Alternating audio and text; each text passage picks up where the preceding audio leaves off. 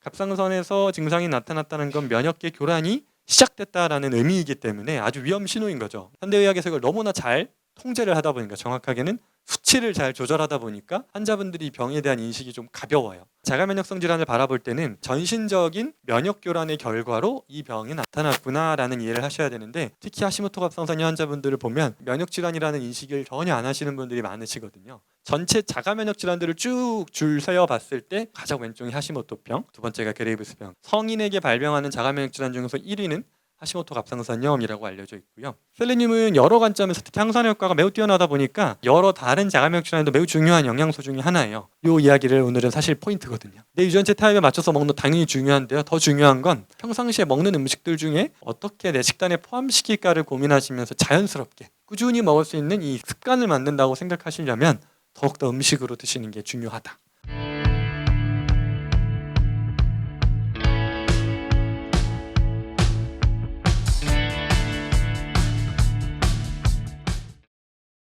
오늘의 이제 주제는 갑상선 질환인데요. 자가면역성 갑상선 질환을 조금 더 타겟으로 설명을 할 거예요. 갑상선 질환이라고 하는 것들이 여러 가지 종류가 있지만 주로 기능 항진과 저하에 포커스를 둘 건데, 기능 항진 저하증의 거의 90% 이상은 자가면역성이라고 보셔도 되거든요. 그래서 그 자가면역성이라고 해서 막 어렵게 생각하지 마시고 일반적인 갑상선 기능 저하증, 항진증을 다 설명할 거다라고 이해하시면 좋을 것 같아요. 이제 오늘 흐름은 자가면역성 갑상선 질환의 전반적인 내용을 먼저 다룰 거고요. 그 과정을 이해하기 위해서 갑상선이라는 게 어떤 식으로 병드는지에 대한 이해를 먼저 해볼 거고, 그 다음에 왜 유독 다른 자가면역 질환들보다 갑상선이 자가면역 질환의 표적이 많이 되는지에 대한 설명, 그리고 현대의학적으로 현대 어떻게 이 갑상선 질환을 치료하고 있고 그거에 따른 한계가 어떤 건지, 그리고 그럼 우리는 어떤 치료를 해야 되는지, 그리고 실제 사례들을 가지고 어떻게 이걸 적용하면 되는지까지 오늘 좀 이야기를 해보려고 합니다. 저희가 이제 지지난주 강의에서 이제 자가면역 질환의 전반적인 설명을 드렸는데, 결국은 한마디로 요약을 해보면 내 몸을 지켜줘야 되는 면역 세포들이 어떤 이유에서인지 여러 반응들을 통해서 결국 미쳐버려서 내 몸을 공격하게 된 질환을 우리가 자가면역 질환이라고 분류를 했는데요. 면역 세포들이 때리는 부위가 여러 군데로 나뉘죠. 관절을 때리기도 하고 외분비샘을 때리기도 하고 피부를 때리기도 하고, 여기 적어놓은 것 이외에도 여러 자가면역 질환들이 있는데, 오늘은 그 중에서 특히 갑상선 기능 항진증과 저하증, 그레이브스병과 하시모토병의 타겟을 두고 한번 이야기를 해보려고 합니다. 자가면역성 갑상선 질환이라는 건 갑상선에 대한 자가 항체가 생겨서 그로 인해서 발생하는 질환인데요. 항체가 갑상선을 때리기 시작했을 때 어떤 경우에는 이게 항진을 유발하기도 하고요. 오히려 기능을 떨어뜨려서 저하를 유발하기도 하는데, 기능 항진증의 다른 이름을 우리가 그레이브스병이라고 부르는 건데요. 갑상선 기능 항진증을 처음 발견한 의사 이름을 따서 했다고 이해하시면 쉽고요. 하시모토병도 마찬가지. 독특한 거는 똑같은 자가면역 질환인데도 불구하고 어떤 경우에는 항진으로 나타나고 어떤 경우에는 저하로 나타나는 이런 양면성을 갖고 있는 거죠. 그래서 이제 항진증 같은 경우에는 전반적인 에너지 대사가 빨라지다 보니까 체중이 좀 많이 주는 편이 많고요. 심박수가 많이 빨라지고 땀이 많이 나고 약간의 과민 반응을 하는 상태를 띠게 되고, 저하증에선 반대로 피로감, 기운이 좀 떨어지고 오히려 체중이 늘고 대사가 잘 안 되다 보니까 손발이 차진다거나 추위를 많이 느낀다거나 식욕이 떨어진다거나 하는 현상들로 나타나는 증상들이 있습니다. 실제로 자가면역성 갑상선 질환이 어느 정도 발생하는지를 한번 볼 건데요. 일반 인구 유병률 표를 보시면 왼쪽 위에 그래프를 쭉 보시면 전체 인구들 중에 갑상선 질환이 얼마나 있나를 봤을 때 한 5% 정도라고 통계상 알려져 있어요. 정확하게는 갑상선 자가 항체라고 하는 혈액 검사상 어떤 수치가 양성인 경우는 5에서 한 10% 정도까지로 알려져 있는데, 이 중 상당수가 증상이 없거나 몰라요. 그래서 나는 항체가 있는데도 불구하고 모르는 경우가 상당히 많은 편이고요. 비율로 보면은 남성보다는 여성이 훨씬 더 많죠. 여성에서는 한 5에서 15%까지, 남성에서는 1에서 5% 정도, 그러니까 거의 3배 이상 차이가 나는데요. 그만큼 성별 차이가 뚜렷한 이유가 이게 호르몬과도 밀접한 연결이 있기 때문이거든요. 위에서 두 번째 표를 보시면 나이가 들어갈수록 즉 연령에 따라서 점점 증가하는 추세를 볼 수 있는데, 그래서 지금 이 항체가 양성인 경우는 한 5에서 10% 정도지만 전체 인구에서 임상적으로 확진된, 즉 증상도 있고 증상이 있어서 내가 검사를 해봐서 이 항체가 양성이 나와서 확진이 된 경우는 한 전체 인구 2에서 3% 정도로 알려져 있어요. 하시모토 갑상선염 같은 경우에는 한 1에서 2% 정도, 여성이 조금 더 높고요.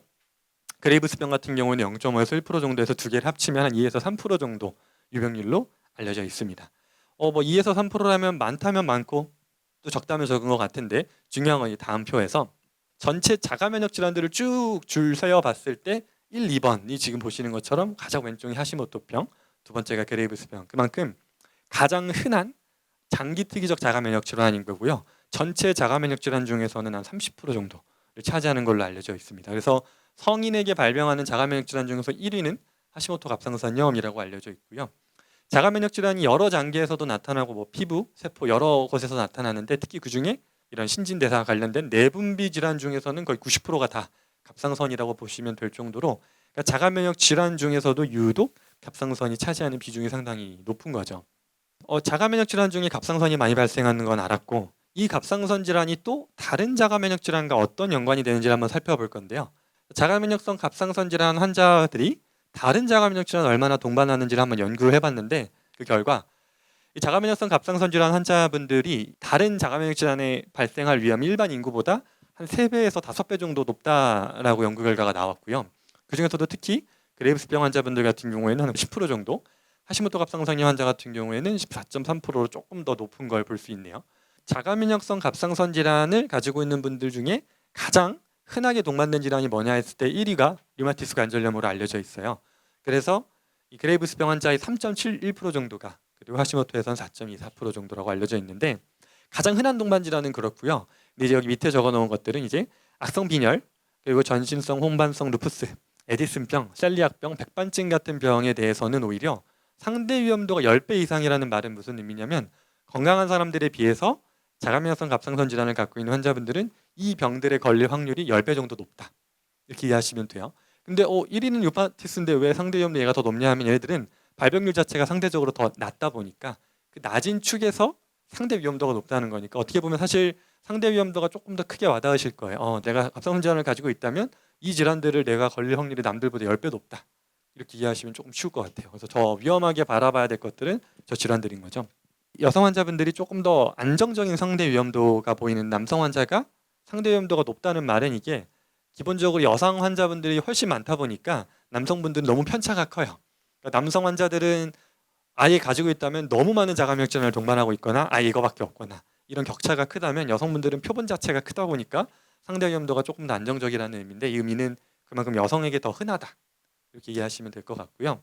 그래서 이 연구에서도 이제 중요하게 이야기하는 게 자가 면역성 갑상선 질환 환자분들에 대한 정기적인 모니터링. 갑상선 질환이 있다고 해서 끝이 아니라 혹시 다른 자가 면역 질환으로 연결되진 않았는지에 대한 검사가 훨씬 더 일반인들에 비해서 더 중요하다라는 이야기를 하고 있거든요. 이 연구뿐만 아니라 여러 연구들에서 결국은 자가 면역성 갑상선 질환, 정확하게는 그레이브스병, 하시모토 갑상선염을 앓고 있는 환자분들이 실제 다른 자가 면역 질환들로 연결될 확률이 매우 높다라는 게 계속해서 밝혀지고 있기 때문에, 오늘 강의에서 제가 설명드린 자가 면역 질환의 관문이라는 의미가 연결이 좀 되실 거예요. 그래서 정리를 해보면, 우리가 이 자가 면역 질환의 연속체의 관점을 잘 이해하셔야 되는 거죠. 질환명만 두고 보면은 이거는 뭐 소화기내과에서 봐야 될 것 같고, 이건 류마티스 내과 같고, 이건 뭐 정형외과 가야 될 것 같고, 이건 피부과를 가야 될 것 같고, 다양한 질환처럼 느껴지는데 다 분리된 질환들이 아니고 다 연속적인 질환이라는 걸 첫 번째로 오늘 이해를 하셨으면 좋겠고, 그래서 이 자가 면역 질환 중에 오늘 하시모토 갑상선염뿐만 아니라도 다른 자가 면역 질환이 발생했다는 의미는 그 이외에 또 다른 자가 면역 질환이 발생할 확률이 남들보다 훨씬 더 높다는 것도 동일하게 적용이 되거든요.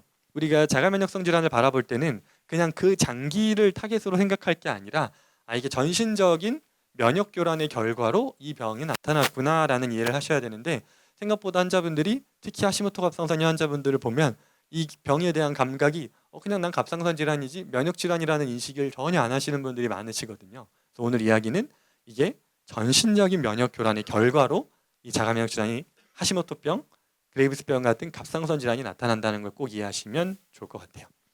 그래서 이제 갑상선은 여러 자가 면역 질환들 중에 관문 역할을 한다는 말은 주로 이제 첫 번째 표적 장기가 되는 경우가 많아요. 갑상선에서 증상이 나타났다는 건 면역계 교란이 시작됐다라는 의미이기 때문에 아주 위험 신호인 거죠. 몸이 보내는 나 지금 이제 미칠 거야, 미쳐갈 거야라고 경고를 하는 위험 신호인데도 불구하고, 현대의학에서 이걸 너무나 잘 통제를 하다 보니까, 정확하게는 수치를 잘 조절하다 보니까 환자분들이 병에 대한 인식이 좀 가벼워요. 약으로 조절되던데, 특히 하시모토 갑상선염 같은 경우에 약 먹으면 수치 정상이고 그냥 이렇게 살면 될 것 같은데 라고 느끼기가 너무 쉬운 게, 전 이 병이 오히려 위험성이라고 설명을 드리는 거거든요. 그래서 이 병의 중요한 점은 조기에 발견해야 된다는, 그러니까 즉 하시모토 갑상선염 같은 질병이 처음 생겼을 때 인식을 제대로 하고 내가 뭔가를 바꿔야 되겠구나라는 시작으로 삼으셨으면 좋겠어서 내가 다른 자가면역 질환은 없지만 그냥 갑상선 질환이라서 궁금해서 왔어요 한 분들이라도 가볍게 생각하지 마시고 내가 다른 질환으로의 위험성을 고려하면서 미리미리 잘 대비해야겠구나라고 생각을 하시면 좋을 것 같아요. 전체 인구로 보게 되면 대사질환이 훨씬 더 비율이 높겠죠. 그중에서도 자가면역 질환의 비중이 상대적으로 지난 강의 때 설명드렸던 게 한 10% 정도라고 생각해 본다면 그 10% 중에서 30%가 갑상선 질환이니까 전체에서는 딱 한 3% 정도가 되겠죠. 이 왜 자가면역성 갑상선 질환이 중요한지를 이해하려면 갑상선 자체를 먼저 일단 이해를 해봐야겠죠. 위치는 이제 목 앞쪽에 있고요. 나비 형태의 모양을 띠고 있고 구조는 그림처럼 좌우협, 좌우의 양쪽에 두 가지가 있고 그걸 이어주는 협부 이렇게 연결되어 있는 형태인데 갑상선 암 같은 경우에는 한쪽만 도려내기도 하고 양쪽 다 도려내기도 하고 뭐 이렇죠. 그래서 크기는 한 15에서 20g 정도로 알려져 있는 건 당연히 사람마다 조금씩 차이는 있고요. 오늘 이 갑상선을 우리가 주로 이 여포세포라고만 이해하시는 경우가 많아요. 갑상선 호르몬 생성 장소로만 아시는 분들이 많은데 그게 아니고 시세포라 그래서 우리가 칼시토닌, 뼈와 관련된 이 기능에도 중요한 역할을 하는 물질을 분비하는 장소이기도 하고요. 요 여포세포와 시세포가 주로 메인 세포라고 이해하시면 돼요. 이 갑상선이 하는 기능들은 T3, T4라고 하는 갑상선 호르몬을 만드는 장소이고요. 우리 몸의 전반적인 신진대사를 조절하고 키 성장, 뼈 성장 같은 성장 발달을 촉진하는 역할, 체온이 너무 높지도 너무 낮지도 않게, 그리고 심장이 뛰는 속도 이런 것들을 다 이 갑상선에서 나오는 갑상선 호르몬이 조절을 하는 것들이에요. 갑상선 호르몬이 분비되는 과정은 일단 머리로부터 시작하는데요. 뇌부터. 시상하부 뇌하수체라고 하는 뇌 안에 있는 부위에서 먼저 시상하부에서 뇌하수체한테 신호를 보내요. 우리 갑상선 호르몬 만들어 볼까? 그걸 TRH라고 하는 호르몬으로 먼저 신호를 보내면 그 신호를 뇌하수체가 받아서 TSH라고 하는 갑상선 자극 호르몬이죠. 갑상선을 자극하는 호르몬을 뇌하수체가 이렇게 뿜으면 이게 갑상선한테 신호가 전달이 됩니다. 갑상선은 이 신호를 받아서 T3, T4라고 하는 갑상선 호르몬을 만들어내요. 여기서 중요한 점은 갑상선 호르몬이 두 종류가 있는데요. 실질적으로 호르몬 역할을 더하는 건 T3예요. 그런데도 불구하고 우리 몸은 비효율적, 비활성형인 T4를 한 90% 정도를 만들고요. 10% 정도를 T3로 만들어서 이 비활성형인 T4를 필요한 만큼 T3로 바꾸도록 하는 시스템을 가지고 있어요. 90% 정도 되는 T4를요. 간이나 장 또는 신장, 근육 같은 곳에서 필요한 만큼 T3로 전환을 해내는 거죠. 이 전환 과정에서 이상이 생기면 효율적인 T3가 아니라 RT3, 리버스 T3라고 그래서 T3처럼 생겼는데 기능을 못하는 효율적이지 못한 호르몬을 만들어내기도 하는데 여기서 중요한 점은 우리 몸이 실질적으로 중요한 T3보다 T4를 90% 만든다는 점이에요. 이게 상당히 신비로운 점인데요. 우리 몸은 왜 이렇게 할까 하면 이게 상당히 효율적인 방법인데 100% T3 만들어서 하면 좋을 것 같지만 그렇게 되면 문제는 너무 출렁거림이 크겠죠.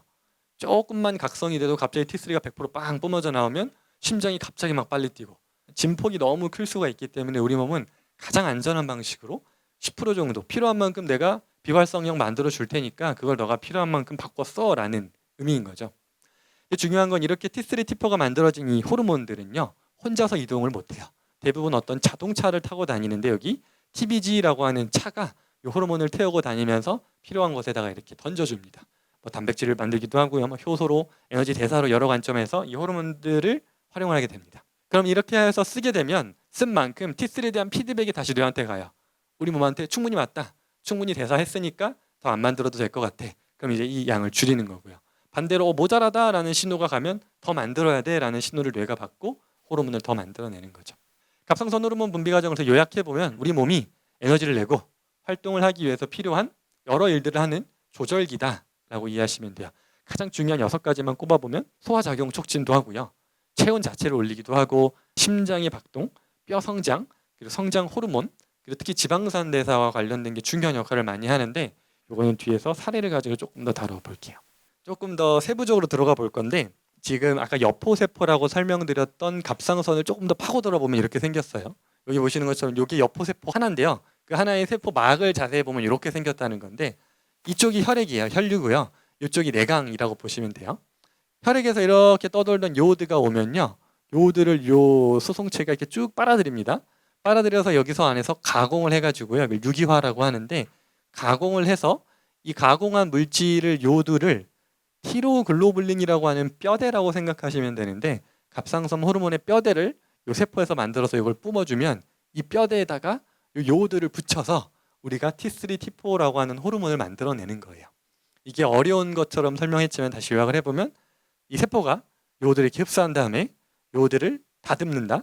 그 다음에 그 뼈대가 되는 티로글로빌린이라는 물질과 붙여서 호르몬을 만들어낸 다음에 이걸 다시 혈액으로 방출한다. 이렇게 이해하시면 돼요. 이 요오드화 과정이 참 신비로운데요. 요 NIS 단백질이라고 하는 이 통로를 말해요. 요 나트륨과 이온, 아이오딘을 심포터라고 해서 같이 운반하는 운반체라는 의미인데 우리 몸은 요오드가 부족하면요. 이 통로가 더 활성화돼서 요오드를 더 빨아들여요. 그러니까 필요한 만큼 더 당기는 거죠. 또 하나 신기한 점 중에 하나가 요 울프 차이코프 효과라고 알려져 있는 건데 요오드가 많으면 기능이 좋을 것 같은데 또 그렇지도 않아요. 요오드가 너무 많이 들어오면 요 울프 차이코프 효과라는 거에 의해서 그 요오드를 잘 못 씁니다. 너무 과한 것들이 오히려 기능 저하를 유발하는 효과가 많이 있어요. 여기서 또 중요한 역할을 하는 효소가 하나 있어요. 여기 번개 모양으로 되어 있는 TPO라고 하는 애인데 이런 효소가 있습니다. 티로글로불린에 요오드를 붙이는 역할을 하고요. 그러니까 갑상선 호르몬을 만들어내는 과정에 중요한 보조 역할을 하는 효소인 건데요. 그렇게 해서 이 전구체들을 만들어내는 역할을 이 TPO라는 효소가 한다. 이렇게 생각하시면 될 것 같아요. 이제 갑상선 호르몬을 그러면 아까 말씀드린 것처럼 비활성형인 T4를 더 많이 만들고 활성형인 걸 좀 적게 만드는 이유가 아까 그 안정성 때문이라고 말씀드렸는데 그걸 전환하는 장기들이 여러 군데가 있어요. 이제 말초 조직에서 전환한다고 했는데 주로 간, 신장, 근육 같은 곳에서 주로 전환을 해내고요. 또 간에서 만든 것들을 장, 소화기랑 많이 대화를 하면서 또 조절을 하는 역할을 하는데요. 이것처럼 조직별로 이 호르몬을 활성형으로 전환시키는 이 전환율에 조금씩 차이가 있다. 그래서 이 T4라고 하는 조금 더 요오드가 많이 붙어있는 요오드 가지가 4개 붙은 게 T4고요. 3개 붙은 게 T3인데 4개 붙은 애들을 3개 붙은 애들로 떼어내주는 역할을 하는 효소가 하나 있어요. 탈요오드화 효소, 디이오디네이스라고 하는 효소가 있는데 간, 신장, 근육 같은 장기들에서 역할을 하는데요.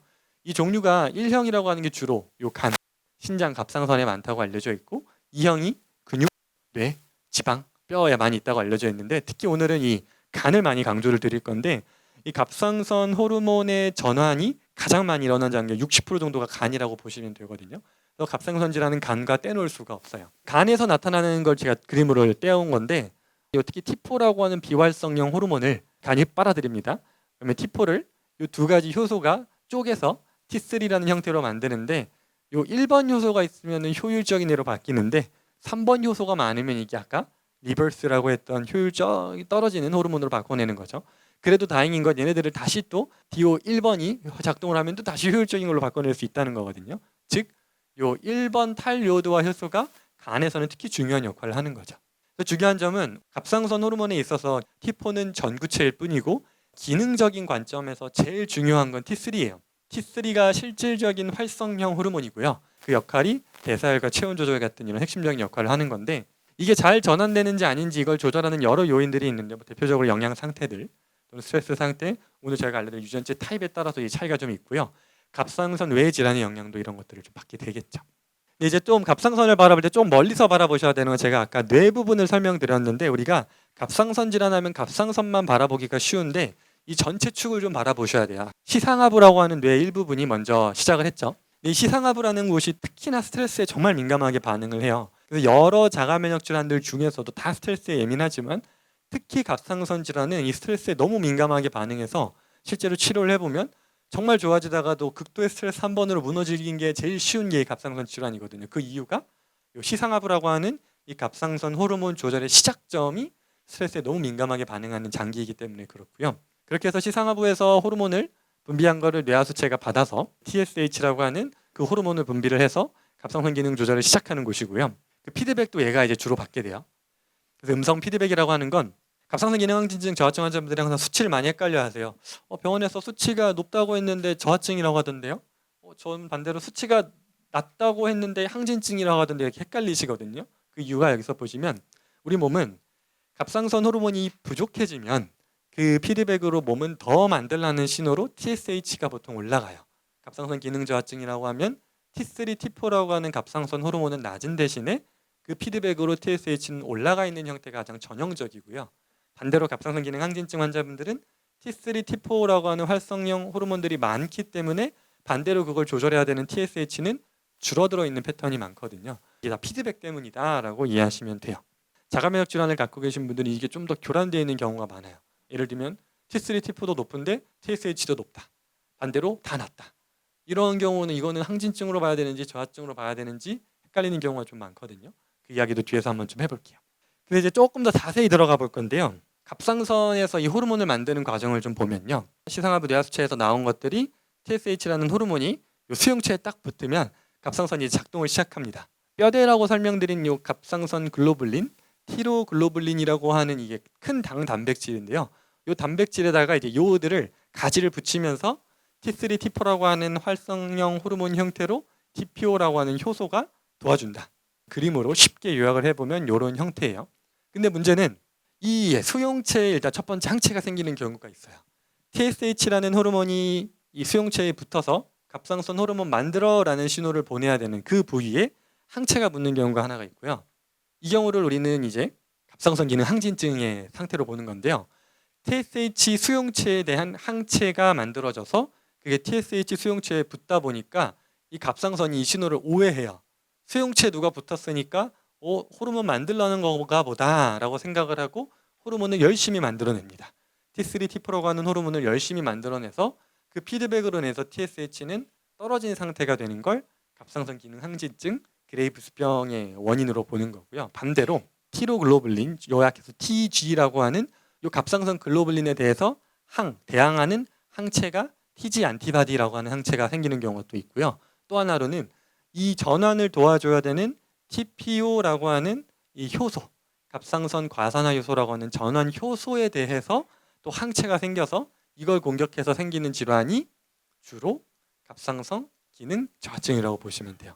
그러니까 갑상선 호르몬을 만들어내야 되는 과정의 중요 역할하는 뼈대와 보조 효소가 항체로 공격을 받다 보니까 T3, T4를 제대로 못 만들어내는 거죠.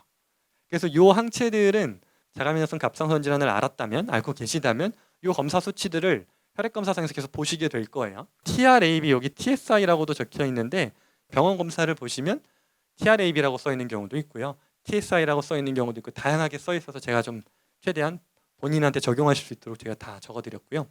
그래서 이 항체들을 다시 정리를 해보면 주요 갑상선 자가 항체들은 이런 것들이 있습니다. 첫 번째로 TPO라고 하는 갑상선 과산화 효소를 표적으로 하는 항체가 있는데 이 항체 같은 경우에는 하시모토 갑상선염, 그러니까 기능 저하증의 95% 정도에서 많이 검출이 되는데 반대로 그레이브스병에서도 한 75% 정도가 검출이 돼요. 좀 의아하죠?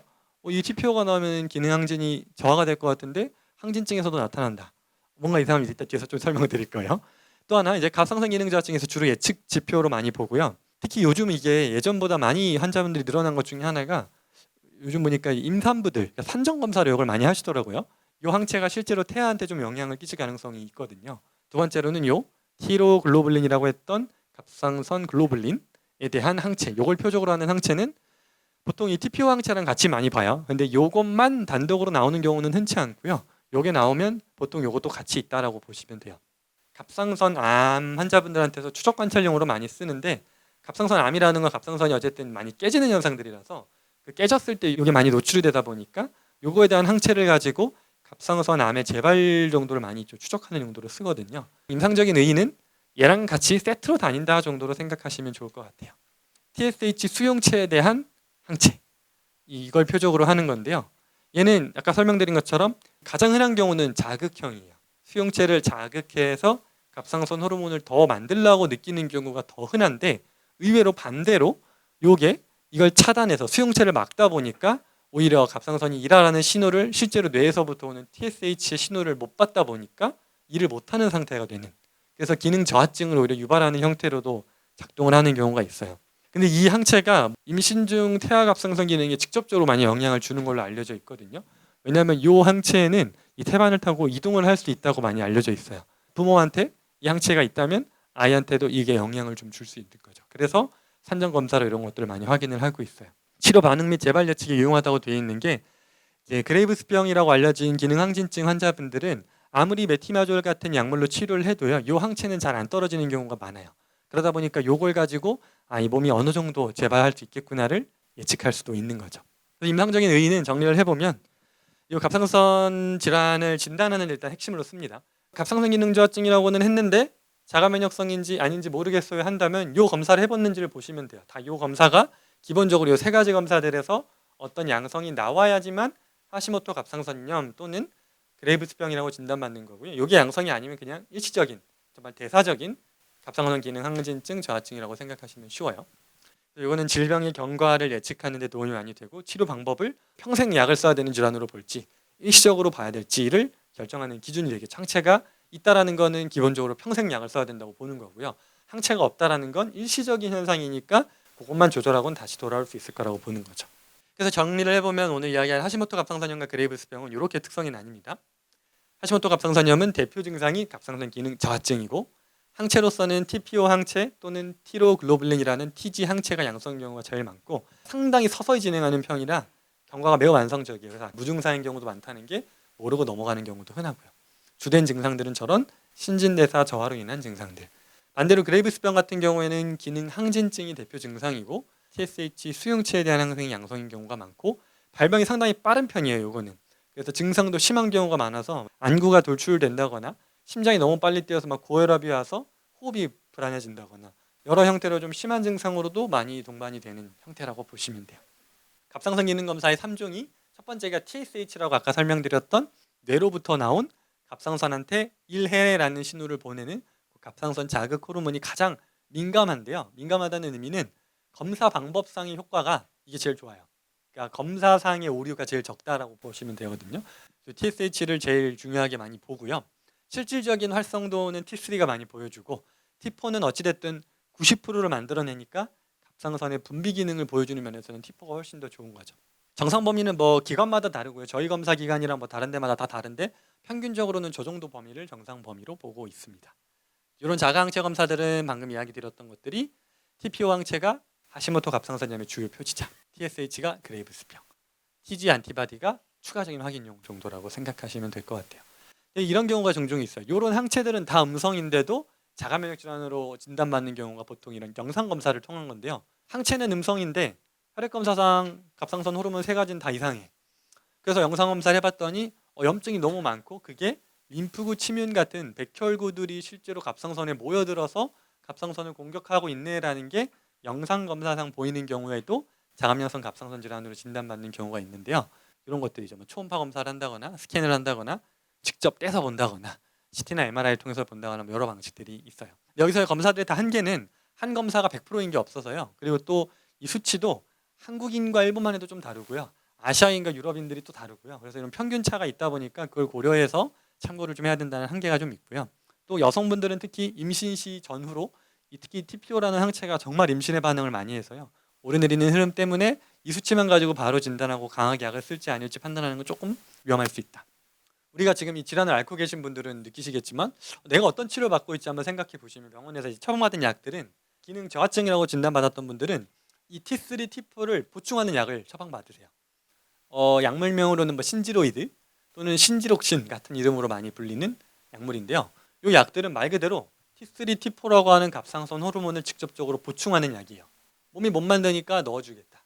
반대로 기능 항진증 환자분들은 이 T3, T4가 너무 많으니까 이거를 합성을 차단하는 약을 쓰거든요.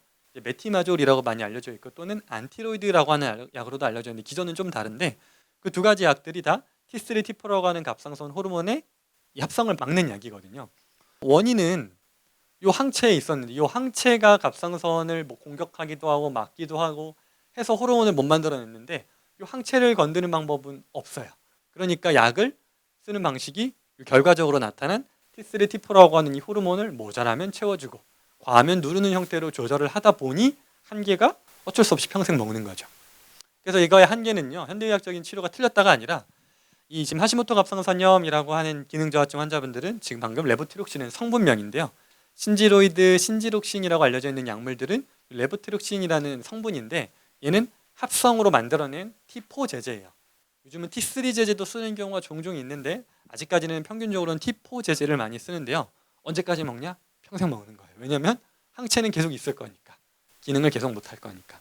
이 약의 목표는 TSH 수치가 정상 범위 안에서 유지되는 걸 목표로 이 약을 많이 쓰고요. 근데 문제는 이거는 근본 해결은 아니죠. 그냥 호르몬을 보충하는 거죠. 그러다 보니까 용량 조절이 좀 어려워요. 실제로 젊은 여성분들을 해보면 호르몬에 따라도 변하고 내 컨디션에 따라도 변하는데 약물은 계속 꾸준하게 들어오잖아요. 그걸 내가 매일매일 혈액 검사를 하면서 오늘은 모자라니까 더 먹고 이렇지 않거든요. 일정 양을 먹으면서 몸이 그것에 적응하게 하다 보니까 용량 조절이 어려운 경우 심한 경우에는 혼자 만들어내려고 하는데 약이 또 들어오고 있으니까 항진증 상태가 돼버린다거나, 또는 괜찮은 줄 알고 줄였는데 몸이 못 만들어니까 갑자기 저하가 온다거나, 이런 형태로 용량 조절에 좀 어려움이 있고요. 약물의 부작용으로는 이 골다공증의 위험이 많이 알려져 있는데, 부작용이라는 표현보다는 아까 그 C세포, 칼시토닌과 연결된 반응이라 그냥 이런 부작용이 있다 정도만 알아두시면 좋을 것 같아요. 반대로 이제 그레이브스병이라는 기능 항진증에서는 이 갑상선 호르몬의 합성을 막는 약들을 쓰는데요. MMI라고 하는 게 이제 메티마졸이라고 불리는 약이고요. PTU는 안티로이드, 드시는 약들 중에 메티마졸, 안티로이드라고 이해하시면 쉬워요. 두 약물들을 많이 쓰는데, 이거는 갑상선 호르몬의 합성을 막는 약이다. 이게 참 국가마다의 분위기 차이가 있는데, 우리나라에서는 그래도 약을 많이 쓰는 편인데요. 미국만 좀 보더라도 미국 분들은 화끈합니다. 문제가 있으면 그냥 떼버리자 생각해요. 그래서 실제로 외국에서는 요오드 치료를 더 선호하는 경향이 좀 있어요. 방사성 요오드는 알약으로, 아까 제가 갑상선이 요오드를 빨아들인다고 했죠. 그래서 이 요오드에다가 방사성 칠을 해가지고 알약으로 먹어요. 그럼 그게 이제 갑상선으로 가서 갑상선이 그거를 먹어서 폭발하는 거죠. 그래서 갑상선을 그냥 조직을 다 파괴시켜 버리는 형태로, 과하게 만드니까 그냥 파괴시켜 버린다. 그러면 기능을 못 할 텐데, 그러면 그때부터 이제 호르몬제를 넣으면 되니까요. 이런 형태로 이제 치료를 하는 걸 조금 더 미국에서는 선호한다고 많이 알려져 있어요. 문화적 차이가 있어요. 또는 아예 외과적 수술로 떼버리는 경우죠. 과하게 반응을 하니까 그냥 떼버리면 과하게 반응을 못 할 테니까. 이게 문화 차이인 게, 미국은 약을 더 부정적으로 봐요. 약을 어떻게 평생 먹으면서 살아. 그냥 문제가 있으면 떼버리는 게 낫지 않겠냐라는 인식도 갖고 있는 거죠. 문화적 차이가 좀 있어요. 이 항갑상선제라는 약물은 부작용이 이제 어찌됐든 호르몬 합성을 억제하다 보니까 이 과립구를 억제하는 효과가 많이 알려져 있어요. 그래서 이게 좀 과하게 들어간 경우에 아예 무과립증, 과립구가 아예 안 만들어지는, 숫자가 매우 낮아지는 형태가 부작용으로 알려져 있고, 사실 제일 흔한 부작용은 간독성이에요. 이 약물 자체의 간독성도 있지만 갑상선 호르몬의 대사 관점에서 간과 중요한 대화를 하는데 얘가 그걸 방해하다 보니까 간에 문제를 일으키는 경우가 상당히 많거든요. 이거는 꽤 흔한 경우라 병원에서도 보통 약을 처방하면서 한 달, 초기에는 한 2주 단위로 팔로우업을 하면서 간에 이상이 없는지를 좀 잘 관찰하는 이유이기도 해요. 그래서 이런 치료들은 다 보시는 것처럼 자가 항체 때문인데, 그 항체를 조절하는 방법은 없다 보니까 평생 약물을 통해 조절하는 방식인 거죠. 그리고 또 약물 그 자체의 부작용을 평생 먹는다는 말은 평생 부작용의 위험을 감수하고 가는 거고, 반대로 또 수술은 그 수술 자체에 당연히 부작용이 있겠죠. 근데 저는 이것보다 더 위험하게 보는 건 네 번째인데요. 이 약물을 통해서 수치가 조절이 되는 경우가 많다 보니까 환자분들이 안심해요. 그래서 내가 큰 병인 줄 알았는데 약 먹으면서 조절이 잘 되네. 그러니까 나는 별 문제가 없나 보다. 근데 문제는 약물을 먹는 동안에도 자가면역 과정은 계속 진행되다 보니까 그 결과로 다른 자가면역 질환의 발생할 위험들이 오히려 올라간다는 게 가장 위험한 거죠. 그러면 이제 제일 사실 중요한 내용인데, 여러 자가면역 질환 중에 왜 유독 갑상선이 자가면역 질환의 표적이 될까? 첫 번째로 구조적인 기능적인 특성인데, 갑상선은 우리 몸 안에서 혈류가 정말 많이 모이는 장소 중에 하나예요. 그 말은 혈류를 통해서 면역세포들이 접근하기가 상당히 쉬운 장소거든요. 면역세포들이 많이 모인다는 말은 그만큼 공격받기도 쉽다는 의미죠. 또 하나는 얘가 워낙 대사 활성도가 높다. 즉 요오드라는 걸 통해서 계속 갑상선 호르몬을 만들어내는 엄청난 대사 기관이기 때문에 대사 과정에서 생기는 불순물질, 산화 스트레스로 인해서 갑상선이 깨지는 경우도 상당히 평균적으로 많다. 두 번째로는 높은 면역원성이라고 했는데 어렵지만 TPO, TG, TSH 수용체 같은 여러 종류의 항원, 자가 항원이 존재하다 보니까 공격받기도 쉽죠. 하나가 아니라 세 개니까 조금 더 유리한 그런 특성이 있고, 또 하나 티로글로불린이라고 했던 게 당 단백질이라고 했는데, 이게 사이즈가 상당히 커요. 우리 몸에 있는 단백질 중에서는 상대적으로 사이즈가 매우 큰 단백질 중에 하나라 몸이 느끼기에는 처리하고 싶은 애들 중에 하나인 거죠. 보시는 것처럼 방금 TPO라는 효소나 TG라는 물질이나 다 보시면 세포 바깥에 있죠. 그러다 보니까 깨졌을 때 노출되기가 쉬워요. 세포 안에 있는 게 아니라 이 표면에 있다 보니까 면역 세포들이 찾기가 쉽고 공격하기가 쉬운 대상인 거죠. 그래서 세포막에 위치하기 때문에 면역 세포의 직접적인 노출이 되기가 쉽다. 또 하나 재밌는 내용 중에 하나가 요 분자적 유사성. 이 병원체 항원과 갑상선 항원의 구조적 유사성, 무슨 말이냐면 실제로 균, 바이러스 같은 것들이 갖고 있는 구조랑 갑상선의 세포가 갖고 있는 구조가 비슷한 점이 많다는 거예요. 대표적으로 여기 적어놓은 게 예르시니아 엔테로코르티가 어떤 균인데요. 얘가 음식 중에서는 뭐 덜 익힌 돼지고기나 우유 같은 데서 많이 증식하는 걸로 알려진 균인데, 이 균이 갖고 있는 세포의 특성과 TSH 수용체, 우리 몸에 원래 있는 그 세포가 비슷한 점이 좀 많아요. 생긴 게.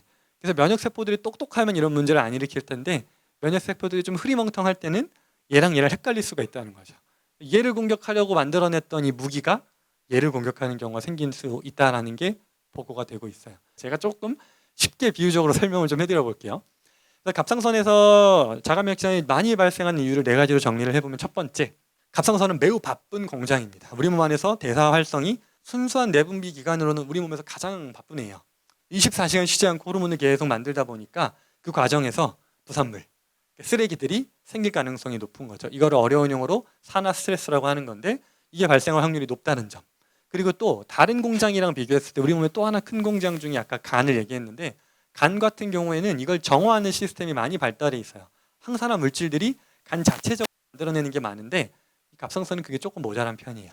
그러다 보니까 상대적으로 좀 노출되기가 쉬운 점이 있고요. 두 번째로 아까 혈관이 풍부하다는 말은 면역세포 같은 외부 물질들이 들어오기가 너무 쉬운 곳이에요. 출입구가 너무 많다 보니까 너무 다양한 곳에서 다양한 사람들이 들어와서 쉽게 드나들다 보니 유독 노출되기가 쉽다는 점. 또 세 번째는 그렇더라도 이 면역세포들의 이 보안 시스템만 충분해도 다른 데들은 보안관들이 이걸 잘 역할을 해주는데 갑상선은 유독 그 보안 시스템이 조금 다른 장기들에 비해서 약한 편이에요. 면역학적인 용어로는 면역관용이라고 지난번에 저희가 강의 때 설명드렸죠. 누굴 때리고 누굴 때리면 안 될지에 대한 교육을 하는 건데 여기서는 조금 잘 안 일어날 가능성이 높은 장소다. 그리고 마지막으로는 설명드렸던 갑상선 항체들이 독특하다. 유별나게 큰 애들도 많고 생겨먹은 것도 독특한 애들이 많아가지고 몸이 이걸 좀 수상하게 여기기가 쉽다. 외부에서 들어온 균이랑 너무 비슷하게 생겼는데 왜 이렇게 사이즈가 커? 왜 이렇게 다양해? 하면서 공장에서 만들어낸 작업물들이 좀 눈에 띄다 보니까 아무래도 공격을 받기가 쉬운 특성들이 있다라는 거죠. 이런 이유들을 들어보면 이거 중에 내가 뭘 할 수 있는 게 있을까 했을 때 제가 노란색 줄 친 게 그나마 우리가 뭔가 대응할 수 있는 방법들이에요. 일단 첫 번째, 산화 스트레스라는 건 어쩔 수 없이 생기겠지만 이 산화 스트레스를 최소화하는 방법을 찾아보는 거고요. 두 번째로는 항산화 시스템 1, 갑상선에서 스스로 산화 물질을 처리할 방법이 없다면 외부에서 좀 도와줘야겠죠. 그리고 세 번째로는 요 면역 관용 기능이 떨어졌다고 했을 때 갑상선에서만 교육할 게 아니라 이 전신에서 교육할 수 있는 거기 때문에 대체할 수 있는 방법이 있는 건데, 산화 스트레스라고 하는 이 위험 물질들이 최소한으로 생기게 하는 방법과 요 항산화 시스템들이 어떻게 우리 몸에서 작동할 수 있게 도와줄 수 있는지인데, 오늘은 요 부분, 갑상선 호르몬의 이 대사 효율을 증진하는 데 포커스를 좀 더 볼 거예요. 항산화 물질이 충분히 만들어지고 그리고 산화 스트레스를 최소한으로 해서 이 산화 스트레스에 대한 이 독성을 최대한 낮추는 방법을 이야기를 해볼 건데, 자가면역성뿐만 아니라 그냥 갑상선 질환 환자분들이 제일 많이 이야기를 들으시는 두 가지 영양소가 요오드랑 셀레늄이라는 건데요. 두 가지에 대한 이해를 좀 해보면 조금 다른 영양소들도 이해가 쉬우실 것 같아서 두 가지를 포커스로 얘기를 해볼 건데요. 일단 요오드의 역할을 좀 설명을 해보면 갑상선이 호르몬을 만들어내는데 중요한 재료예요. 그러다 보니까 합성에 필수적인데 이 균형이 상당히 중요합니다. 일단 첫 번째로 너무 모자란 경우에는 갑상선 호르몬이 잘 안 만들어지겠죠. 그러다 보니까 몸은 계속 더 만들어라는 신호가 가면서 그 자극이 갑상선을 과하게 때려서 오히려 종양이 발생할 위험이 많이 올라가요. 또 과한 것도 문제입니다. 너무 과한 요오드가 들어오면 오히려 자가면역 반응을 더 촉진한다고 알려져 있고요. 아까 설명드렸던 울프체코프 효과라고 하는 게 오히려 너무 과도한 요오드가 들어오면 갑상선 기능 저하증 유발하는 원리가 있기 때문에 너무 과해도 문제입니다. 그럼 적정량이 얼마냐 했을 때 미국 갑상선학회 지침상으로는 일반적인 성인은 한 150 마이크로그램, 그리고 임산부들이나 수유하는 경우는 240에서 330 정도를 권장을 하는데 150 어떻게 먹지 싶은데요. 생각보다 쉽습니다. 5g이라고 하면은 밥 한 공기 딱 넣는 정도라고 생각하시면 쉬운데, 건조한 거 기준으로 이 정도만 먹어도 200에서 한 250 마이크로 정도가 나옵니다. 그러면 하루에 이만큼만 먹어도 충분하다는 거죠. 내 스타일 분들을 위해서 미역을 많이 얘기를 드리고요. 뭐 한 100g 정도 흰살 생선에서 한 50에서 100 마이크론 정도 있다고 하니까 뭐 하루에 한 끼를 미역밥 먹고 저녁에 뭐 생선 한 조각 드시면 하루 권장량 충족했습니다. 또 M타입 분들은 뭐 계란 같은 경우는 계란 한 개가 한 25 마이크로그램 정도라고 하니까 굳이 양료로 본다면 6개만 먹으면 하루 권장량 충분합니다. 6개까지 먹기는 좀 힘들 것 같고, 요거에 더해서 이제 연어 같은 생선들이랑 대체를 하시면 될 것 같죠. 또 다른 이제 우유 같은 경우가 한 컵 200ml 기준으로 한 15에서 20이라고 하니까 이런 건 보시면은 적은 것 같지만 이 150이라는 양을 조절하는 게 그렇게 어렵지 않은 게 우리가 일반적으로 드시는 식사량으로도 충분히 가능하다는 걸 좀 보여드리고 싶어서 예시를 좀 가져와 봤어요. 여기서 이제 중요한 점은 이 영양소의 양도 중요한데 이제 대사 효율 면에서는 아무리 많이 먹어도 문제고요. 너무 모자라도 문제니까 적정량만큼 중요한 것 중에 하나가 적정 강도예요. 몸이 쓸 수 있는 게 들어와야 되거든요. 요오드라고 해서 다 내가 호르몬을 만들어내는 게 아니라 요오드를 갑상선에서 흡수를 해야 되잖아요. 흡수라는 말은 받아들이기가 쉬운 형태여야 된다는 거거든요. 예를 들면 다시마는 요오드 용량이 매우 높아요. 그러면은 다시마를 먹는다고 다 과다 섭취로 인해서 기능 저하증이 유발될까요? 그렇지 않죠. 그 말은 몸이 세포가 이 용량은 표준을 이야기할 뿐이고 세포가 정말 필요하는 종류의 요오드가 들어오면 이거를 밀고 당기고 잡아당기는 강도를 스스로 포터를 통해서 조절한다고 말씀드린 게 중요한 내용이라 요오드에 있어서는 양에 집착할 게 없고 내 몸이 정말 쓸 수 있는 요오드를 먹는 게 정말 중요하다라는 점. 두 번째로 셀레늄이라고 하는 거는 이 중요한 항산화 효과를 나타내는데 갑상선 조직이 여러 대사산물로 인해서 파괴된다 했을 때 그 산화 스트레스로부터 몸을 보호해주는 역할을 하는데요. GPX, 그러니까 글루타티온 페록시데이스라고 하는 요 효소를 구성하는 중요 재료고요.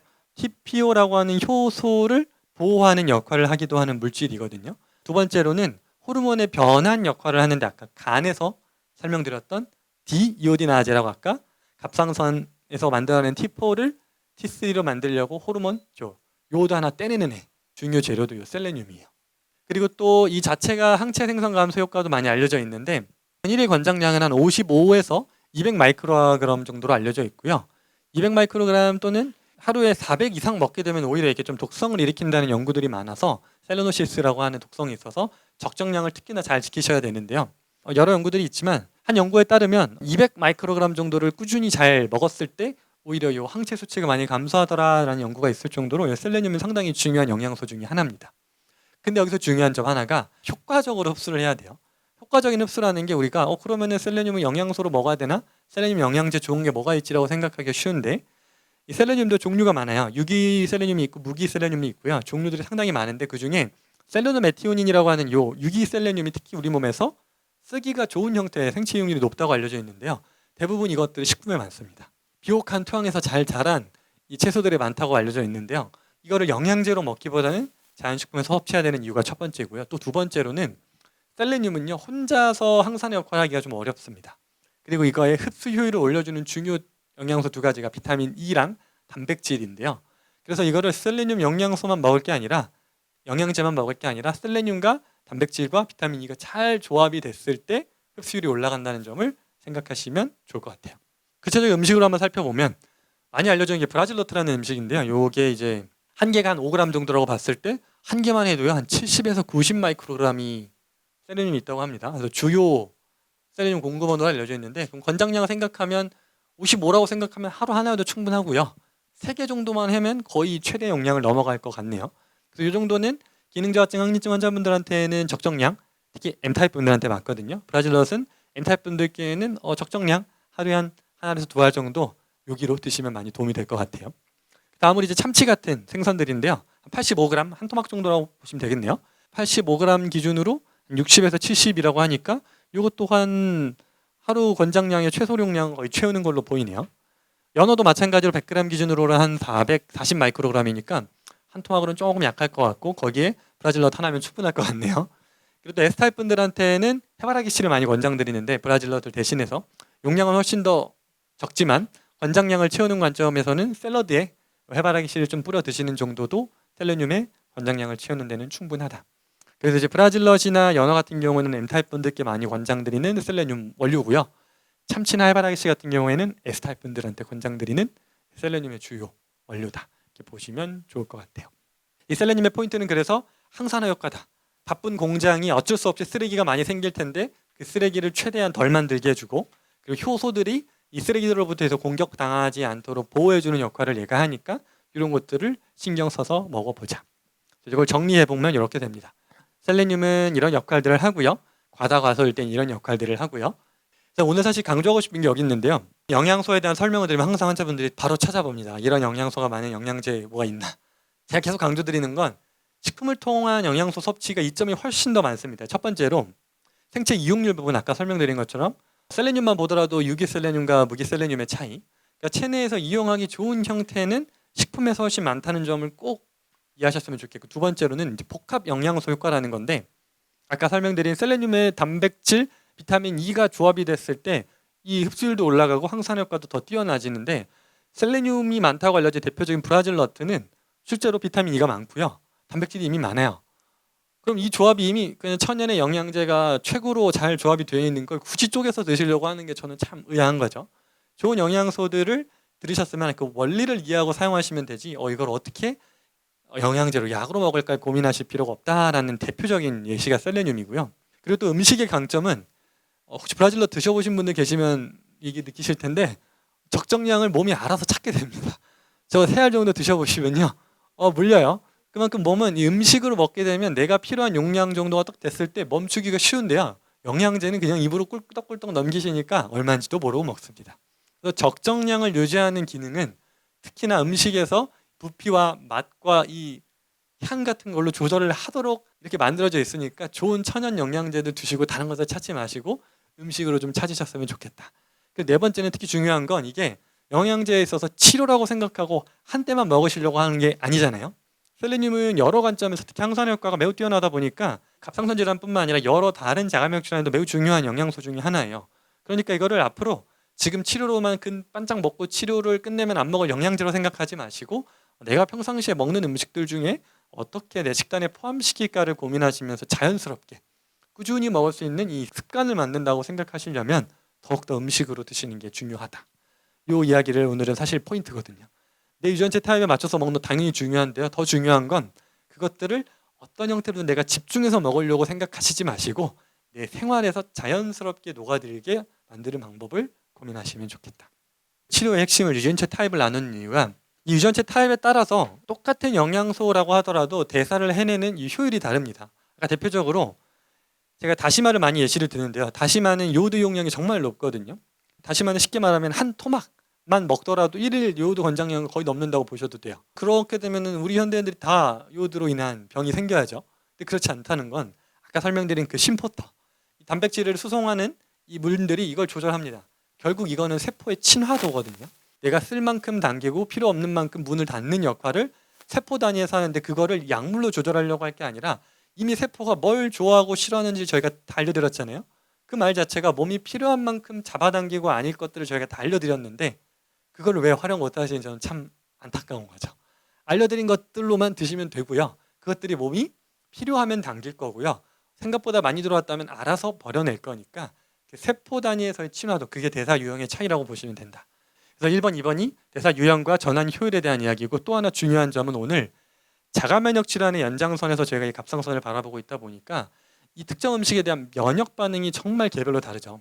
그래서 이 병이 계속 많이 늘어나고 있는 건데, 이 면역 반응도 똑같이 결국 세포의 친화도거든요. 계속 타입을 나눠서 설명드리는 이유가, 아무리 좋은 요오드라고 하더라도, 아무리 좋은 셀레늄이라고 하더라도 내 몸에서 이걸 거부하는 순간 이거는 면역 반응의 대상이 돼요.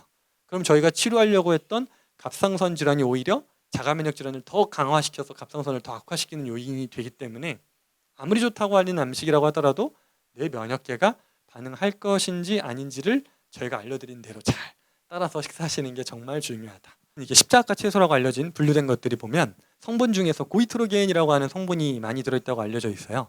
실제로 보면 이 연구가 많은데, 갑상선 기능 저하증 환자분들은 특히나 고이트로겐 주의해야 된다, 먹으면 안 된다, 위험하다는 이야기를 많이 하는데, 고이트로겐이라고 하는 물질이 실제로 갑상선 호르몬의 효율을 떨어지는 연구 결과가 많이 있어요. 근데 그게 사람한테 적용된 연구가 사실 아직 아무것도 없고요. 또 하나, 고이트로겐이라는 물질이 이 갑상선 기능 저하를 유발할 정도가 되려면 실제로 요오드가 매우 부족한 환경이어야 돼요. 또 더군다나 타에 맞춰서 먹는다는 의미는 몸이 쓸 수 있는 만큼의 용량을 다 각자 조절해서 필요한 만큼 흡수해냈기 때문에 이걸로 인한 문제를 일으킬 가능성은 없다고 보셔도 됩니다. 그래서 저희는 특히 기능저하증 환자분들한테 고이트로겐에 대한 질문 들어오시면 요오드가 정말 모자랄 만한 생활을 하시는 분들만 주의하시고, 한국에서는 그럴 일 없으니 그냥 드시면 됩니다 라고 안내를 드려요. 다 이런 것들이 결국 대사 유형의 차이와 영양소 전환 효율의 차이, 면역 반응의 차이들을 다 고려한 결정인 거니까 이거는 저희를 믿고 따르셔도 된다. 오늘 갑상선을 다룬 이유는 갑상선이 중요해서라기보단 저희는 자가면역 질환이라는 큰 틀 안에서 바라보고 있는데, 갑상선 질환의 핵심은 갑상선이 문제가 사실 별로 아니고 그것보다는 더 근본에 있는 면역계 교란에 있다. 그걸 해결하기 위해서는 결국은 이 면역 시스템 정상은 훨씬 더 중요하다는 점. 그냥 갑상선은 표적 장기가 됐을 뿐 갑상선은 죄가 별로 없다. 핵심은 이 면역관용이라는 기능이 붕괴된 게 핵심이고 그게 세부적으로는 이런 내용들이 있다. 그리고 또 하나 오늘 중요한 게 갑상선 질환은 본질은 면역 질환 맞습니다. 근데 또 하나 중요한 게 대사 질환이거든요. 면역계와 대사계는 정말 밀접하게 연결이 돼 있죠. 갑상선 호르몬이 대사를 조절하기 때문에 갑상선 호르몬은 대사의 시작입니다. 또 반대로 면역 세포들은 그 대사의 영향을 받아요. 대사를 통해서 에너지를 내면서 활동을 하기 때문에 대사 기능이 떨어지면 면역 세포의 기능도 떨어지는 거거든요. 또 반대로 그렇게 해서 면역 세포가 기능이 떨어지면 그로 인한 만성 염증 같은 상태가 나타나면 또 그 염증 때문에 대사 이상이 유발됩니다. 면역이 대사에 영향을 주고 대사의 영향을 명령이 받고 이 과정 때문에 갑상선 질환이 참 어려워요. 이거를 어떻게 치료해야 되나 뭐가 먼저냐 그래서 결국은 둘 다를 동시에 잡아야 되는데요. 그래서 이제 갑상선 기능 항진증 치료 과정을 좀 이해를 해보려면 이거 실제 환자분 데이터를 제가 좀 가져온 건데요. 왼쪽 표를 보시면은 우리가 갑상선 기능 저 항진증에서 많이 이야기하는 세 가지 호르몬 수치를 제가 이렇게 쭉 그래프로 그린 건데요. 여기는 이제 표로 이 그래프의 각 시기별 표를 적어놨어요. M23 타입으로 분류됐던 환자분이고요. 50대 여성분이었는데 2년 정도 전에 기능 항진증 진단을 받고 메티마졸을 복용하고 있는데 수치는 여기 보시는 것처럼 첫 번째 요때입니다. 수치는 정상입니다. TSH도 정상, T4도 정상, T3도 정상인데 TSI라고 아까 설명드렸던 그 항체는 수치가 좀 양성이었던 경우죠. 그래서 자가면역 질환인 거는 여전히 있지만 호르몬 항갑상선제를 통해서 수치는 조절되고 있던 경우인데 문제는 수치는 조절되는데 증상이 다 있어요. 불면증, 불안장애, 골다공증, 비염, 알레르기, 고지혈증. 사실 치료 시작이 11월 29일은 아니고요. 2월 16일 날 오셨을 때 저희가 검사를 해봤더니 첫 번째 상태가 보시는 것처럼 초기 상태입니다. 기능 항진증이었는데 갑자기 TSH가 많이 올라가 있네요. 그리고 T3, T4는 약간 힘이 좀 떨어져 있다. 즉 메티마졸을 조금 과다 복용하다 보니까 항갑상선제로 해서 약간의 기능 저하증이 온 상태로 저희를 찾아오셨었어요. 치료 시작할 때 이거는 이미 기능 저하증이 오고 있기 때문에 위험하다. 해서 약을 끊었어요. 약을 끊고 시작하면 이제 어떤 반응이 나타나는지 흐름을 볼 건데 약을 끊다 보니까 호르몬을 만들어내는 이 항갑상선제를 끊다 보니까 당연히 일시적으로 수치가 T3, T4가 특히 증가합니다. 보시는 것처럼 이 초기 상태에서 쭉 올라가죠. 반대로 T3, T4가 올라가니까 이거에 대한 피드백으로 TSH는 확 떨어져서 아주 전형적인 기능 항진증 상태로 돌아와 버렸어요. 근데 아직 항진증 상태까지는 아니고 약간 높은 정도 딱 멈췄죠. 그러고 나서 이제 정상화되기 시작하는 게 먼저 T4, T3가 조금씩 자리를 잡아갑니다. 하지만 여전히 TSH는 올라온 속도가 좀 느리고 오히려 약간 더 떨어졌네요. 이게 어떤 현상이냐면 TSI라고 하는 항체가 여전히 있다 보니까 이 정도만 있어도 이 정도는 이미 만들어낸다는 의미예요. 갑상선 입장에서는 항체가 심지어 반 정도 줄긴 줄었지만 여전히 남아있다 보니까 이 항체가 때리는 것만으로도 이 정도 만들어내고 있어서 TSH의 자극이 그렇게 많이 필요 없는 상태라는 거죠. 초기에. 그러고 나서 또 한 달 뒤 지나니까 이제는 얘가 점점 사라지는 만큼 이 TSH가 올라와 주는 거죠. 이 흐름을 제가 왜 설명드리냐면 몸이 어떤 형태로 적응하는가에 대한 거를 설명을 드리는 거예요. T3, T4가 높다라고 해서 그냥 낮추는 게 아니라 이게 높았던 이유는 뭐였을까? 그게 해소되면 T3, T4라고 하는 실질적인 역할하는 갑상선 호르몬이 먼저 자리를 잡고 그거의 피드백으로 TSH는 뒤따라 자리를 잡는다. 이게 몸의 흐름이라는 거거든요. 이 흐름을 잘 이해하셨으면 좋겠어서 이 사례를 좀 가져왔는데 밑에 결과는 실제로 마지막 날 병원에서 이제 검사 결과 나오면서 정상 범위로 조절되고 있다라는 이야기를 들으신 건데 이미 이때부터니까 6개월 이상 약을 끊은 시점에서 정상 범위를 유지하고 있다라는 걸 볼 수 있는 사례고요. 두 번째 사례가 조금 더 중요한데 이분도 이제 M5 타입으로 저희한테 분류됐던 환자분이고요. 50대 여성분이었는데 처음에 이제 갑상선 기능 항진증을 먼저 진단을 받았습니다. 그래서 이제 병원에서 메티마졸이라는 약을 복용했어요. 여기 보시면 2023년 7월 달 수치를 보면 T3, T4가 높고 TSH는 낮은 전형적인 기능 항진증 상태에서 오셨어요. 근데 문제는 이때부터 간 수치가 미약하지만 요 세모가 있다는 건 좀 높다는 의미거든요. 미약한 간 수치 상승을 동반한 기능 항진증 환자셨는데 아까 설명드린 전형적인 간과 갑상선 이상을 동반한 항진증 상태였던 거죠. 근데 그러다 보니까 이런 상태에서 메티마졸을 먹으니까 간 수치가 올라갑니다. 여기 한 달 지나니까 올라고 두 달 지나니까 더 올라갔어요. 근데 문제는 두 달 지나니까 간 수치가 올라가는 비율이 계속 높습니다. GOT, GPT 기준으로 지금 100 이상이 됐으니까 정상 범위 한 3배 이상 올라간 건데 간 수치가 올라가니까 이제 어떡하지 하는 상태로 저희한테 찾아오신 상태였어요. 병원에서는 어쩔 수 없으니까 간 보호제, 그러니까 간장약을 같이 먹으면서 써야 된다고 하는데 환자분 입장에서는 또 하나 어려운 점이 오랫동안도 아니죠. 한 2달 약을 먹다 보니까 오히려 위를 보시면 기능 저하증 상태가 나타났습니다. 항진이었는데 메티마주를 먹었더니 T3는 정상인데 T4가 정상 이하로 떨어지면서 TSH가 올라와 버린 전형적인 기능 저하증 상태로 넘어가 버렸거든요. 이런 경우가 상당히 매우 흔합니다, 사실. 결과적으로는 기능 항진증은 거의 결과가 끝이 항진증이 저하로 가는 경우가 많습니다. 항진증을 계속 누르고 눌렀다가는 이제 저하가 오면 그때는 호르몬제를 넣으면서 하면 되기 때문에 흔한 패턴인 거죠. 외국 같은 경우에는 떼버리고 호르몬제 먹는 방법도 쓸 정도니까 그거에 비하면 상대적으로 조금 더 천천히 가는 방법인데 이제 그런 경계에서 오셨던 거죠. 이런 경우는 상당히 빨라요. 왜냐하면 어찌됐든 약물을 2달 만에 이 정도 수치까지 떨어졌다는 의미는 그만큼 반응이 빨랐다는 거기 때문에 약을 끊으니까 금방 다시 정상으로 돌아옵니다. 3개월 정도 이제 저희 타임에 맞춰서 식품 치료 그리고 생약 치료를 좀 했는데 3개월 정도 만에 수치는 다 정상으로 돌아왔어요. 여기 보시면 T3, T4, TSH, GOT, GPT, GGT 간 수치까지도 다 정상으로 돌아왔는데 제 이분 사례를 또 가져온 이유가 또 여기 있는데 이러면 또 이제 열심히 해야지 점은 좋을 텐데 또 한동안 안 오십니다. 그래서 몇 달 만에 나타나셔서 또 어떤가 봤더니 또 다시 기능 저하증 상태가 돼서 오셨어요. 생활이 또 무너진 거죠. 살만하니까 이제 이 정도면 약물 때문에 고생했던 건 다 있고 먹을만하고 맛있는 것도 많고 또 즐겁게 지내시다가 저하증 상태가 돼서 오셨는데 문제는 여기서 또 다시 오셨는데 상태가 좀 심상치가 않아요. 여러 자가 면역 질환으로 의심되는 사인들이 나타나기 시작해요. 피부에서는 약간의 홍반 형태, 햇빛 알러지가 나타난다. 질환으로 좀 루푸스가 의심되는 형태인데요. 아까 설명드린 것처럼 상대 위험도가 10배라고 제가 설명드렸죠. 그런 형태가 보여서 의심이 돼서 이제 검사를 진행을 해봤더니 실제로 ANA라고 하는 자가 면역 질환의 항체가 약 양성으로 나왔어요. 그래서 저는 이거에 대해서 설명을 드리면서 지금 이런 생활을 하면서 다시 지금 몸의 면역계가 이상 신호를 보내고 있다. 이제부터 본격적으로 이건 정말 제대로 치료하셔야 된다. 설명을 드렸는데 그 이후로 지금 뵙지 못하고 있어요. 이 병에 대해서 제가 오늘 강의를 하는 이유가 이런 이유인데요. 내가 이 질환을 갖고 있다는 걸 정말 가볍게 생각하시면 안 돼요. 기능항진 저하라고 하는 증상이 약물로는 너무 쉽게 조절돼서 그냥 자연스럽게 넘어가기 쉽다라고 생각하시는데 그렇지 않다라는 거를 좀 보여드리고 싶어서 이 사례를 좀 가지고 왔어요. 복합 자가면역 질환이라고 해서 실제로 이 갑상선 기능 저하증을 동반한 여러 다른 자가면역 질환자분들 좀 보여드릴 건데 첫 번째로는 40대 M21 타입으로 저희가 분류했던 여성분 사례고요. 이분은 류마티스 관절염을 진단 때문에 치료를 받으러 오셨는데 문진을 쭉 하는 과정에서 보니까 류마티스 진단 1년 전에 하시모토 갑상선염을 먼저 진단받았다. 초음파상에서도 결절이 좀 동반됐다라는 소견을 받았던 게 이 왼쪽 상태입니다. 근데 보시면 결절은 있고 하시모토 갑상선염은 있는데 수치상으로는 크게 문제가 없었어요. 그러다 보니까 좀 방치가 된 거죠. 그러고 나서 이제 1년 뒤에는 저희 치료 후에 수치가 더 안정적으로 잡히고 류마티스 팩터라고 하는 것도 인자가 조금 감소하는 형태라 이분 사례를 통해서 한 3개월 정도 만에 갑상선 기능 저하증은 빨리 잡힙니다. 하지만 류마티스는 훨씬 더 오래 걸리거든요.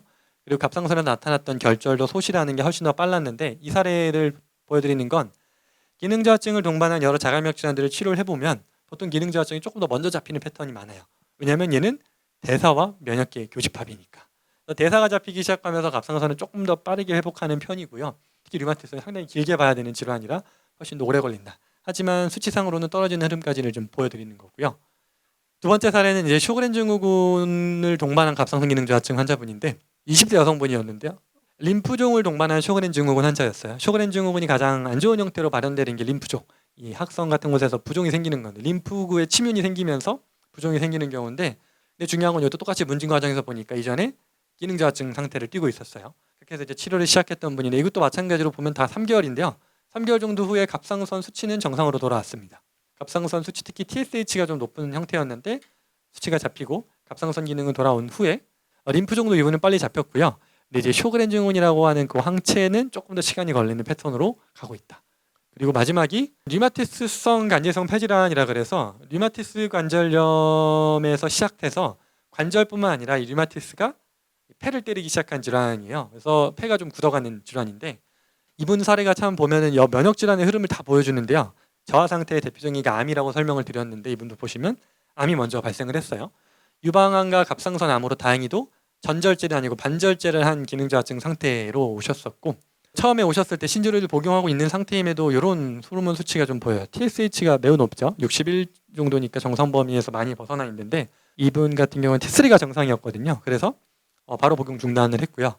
그래서 3개월 후에 검사를 했을 때 신지로이드를 끊고도 3개월 후에 갑상선 기능은 다 정상으로 회복됐고 그러니까 요 질환들을 통해서 이제 설명드리려는 건 어려운 질환처럼 보이는 류마티스, 쇼그렌, 뭐 간질성 폐질환 같은 더 큰 질환처럼 보이는 이전에 다 기능 저하증을 끼고 있었어요. 이때라도 소리를 들어주고 조금 더 관리를 했다면 더 힘들지 않은 상태에서 치료할 수 있었을 텐데 놓쳤던 아쉬운 상태. 또 반대로 잘 치료되고 있다라는 흐름이 대사가 잡히는 게 먼저 보인다. 그러면서 면역기 안정화의 흐름으로 따라간다라는 걸 볼 수 있는 사례라서 가지고 왔어요. 자가면역성 갑상선 질환 치료의 원칙은 면역계 정상화와 대사 정상화를 동시에 해야 된다. 그 중에 대사 정상화가 조금 더 빨리 된다. 그리고 특히나 오늘 장이랑 간이라고 하는 이 두 장기의 중요성을 많이 설명을 드렸는데 이전에 이제 박사님 강의에서 첫 강의가 저게 소화기였죠. 다 연결이 돼요. 갑상선 질환 치료하려고 해도 소화기가 좋아야 되고요. 장이 좋아야 간이 편안하고요. 간이 편안해야 갑상선이 기능을 제대로 한다라는 이 흐름을 오늘 좀 이해해 가시면 좋을 것 같습니다. 맞춤형인 치료가 저희가 하는 전략들이죠. 타입의 맞춤 시기, 생리학 정황도 변용하고 이제 단계별 면역 조절이라고 하는 거에 대해서는 이제 좀 어려운 내용이라 다음에는 이제 류마티스 관절염을 포함한 좀 전체적인 전신으로 나타나는 자가면역 질환들을 설명드리면서 단계적인 조절 과정은 좀 예시를 가지고 설명을 좀 들어보려고요. 오늘은 이렇게 마치도록 하겠습니다.